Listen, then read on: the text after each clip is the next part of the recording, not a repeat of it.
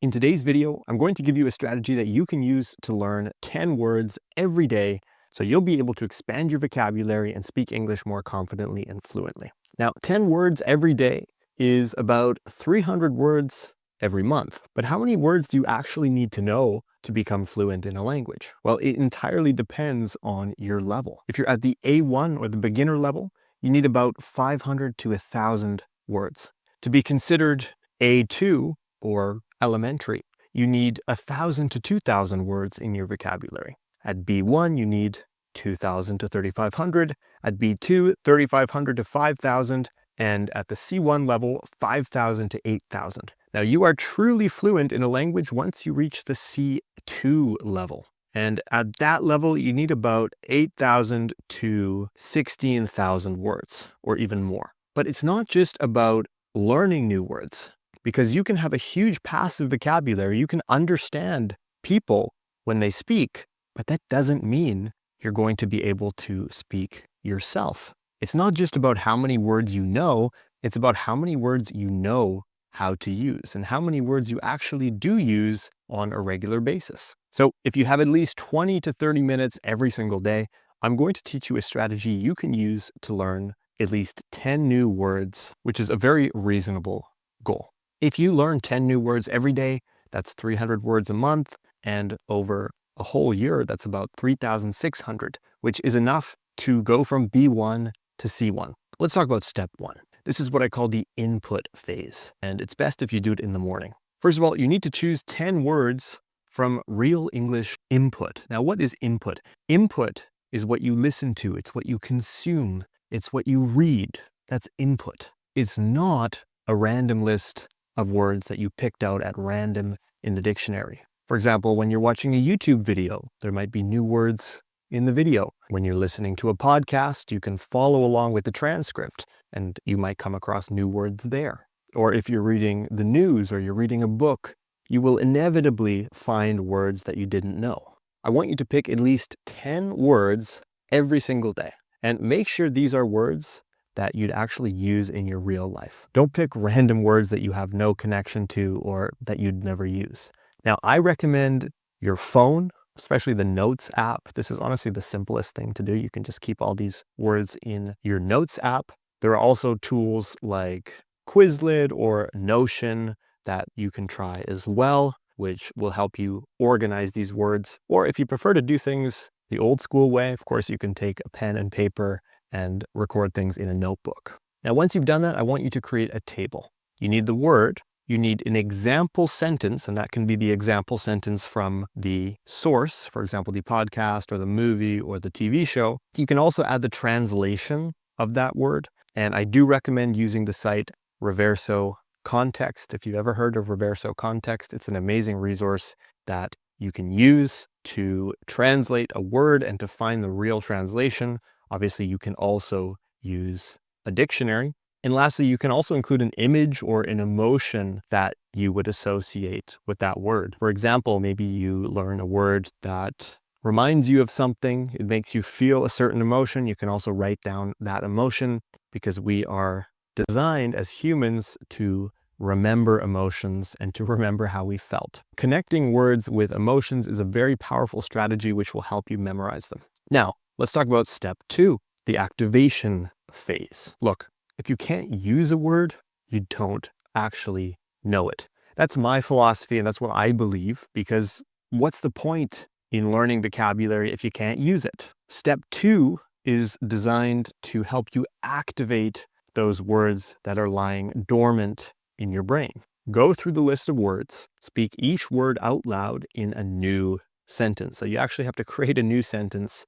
Don't use the example sentence, create a brand new sentence. And record a 1-minute voice note on your phone where you speak all 10 words naturally in different sentences. I really recommend using voice notes because it helps you document your journey to fluency. So if you can also record your voice and record yourself speaking, this will allow you in future to go back and to listen to your own voice and to see how you sounded a year ago. Remember this, your brain remembers usage. It remembers connection. It doesn't remember lists. We don't want to create random lists. Whenever you learn a new word, In step 2, I want you to connect it with a real world sentence, a sentence that you'd actually use in your daily life. Now, on to step 3, which I call the memory phase. Remember this, forgetfulness is the price of laziness. If you're lazy and you don't review what you learned, you will forget it. So open up your notebook, open up whatever app you're using to record your vocabulary and test yourself.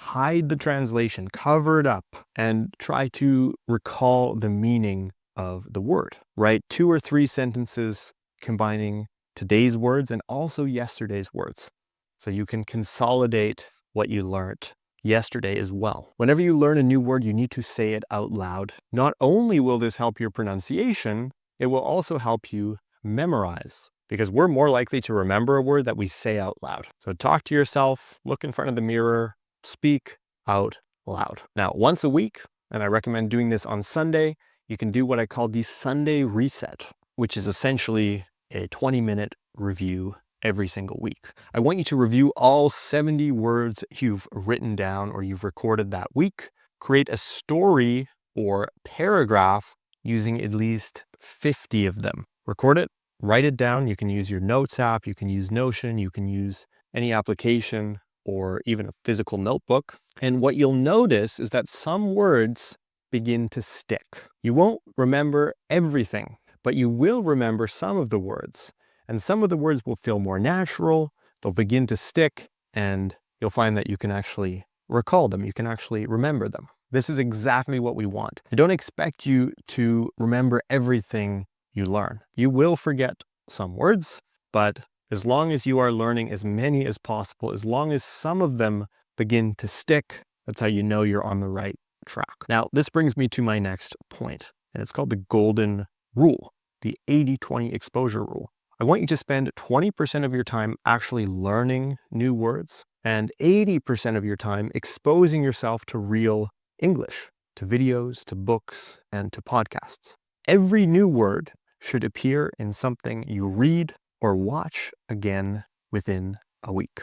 So don't watch a movie once, don't watch a video once, watch it again and again and again, week after week. Repetition is what transforms memory into fluency. Now let's talk about tracking progress. See, if you can't track your progress, you will feel less motivated and ultimately there's a good chance you will give up, you will quit. I want you to create a 30-day tracker. You can use a physical chart, you can write it out by hand, you can use Excel, you can use Google Sheets, you can use Notion, if you're familiar with Notion. And I want you to tick off every single day you learn 10 new words. So that should be Monday, check, Tuesday, check, Wednesday, Thursday, Friday, Saturday, Sunday. 10 new words every day for a week. And then track how many words you actively use. 70% of the words you learn, you should try to use actively in conversation. And if you don't have anybody to speak to, my team and I offer several online programs designed to help you speak English more fluently. So click the link in the description below to apply. We have recorded classes, we have group classes, we have private classes, and everything we do is designed to give you what you need to become fluent in English. As I said, tracking progress is so important because if you don't track your progress, if you have no way of knowing how many of those words you are remembering, it's going to be a lot more difficult to stay motivated. And that's why I also do recommend recording your voice, documenting your journey, documenting your progress so you can always go back and review where you were 3 months ago, 6 months ago, or a year ago. Seriously, there's no better motivation than listening to an old voice recording of yourself from a year ago and seeing how much progress you've made. It really puts things in context and it's super, super encouraging and motivating. So to summarize, in the morning, learn from real content. Midday, speak and record your words. In the evening, review and recall. And on Sundays, you can do your Sunday reset and create a story, review that story.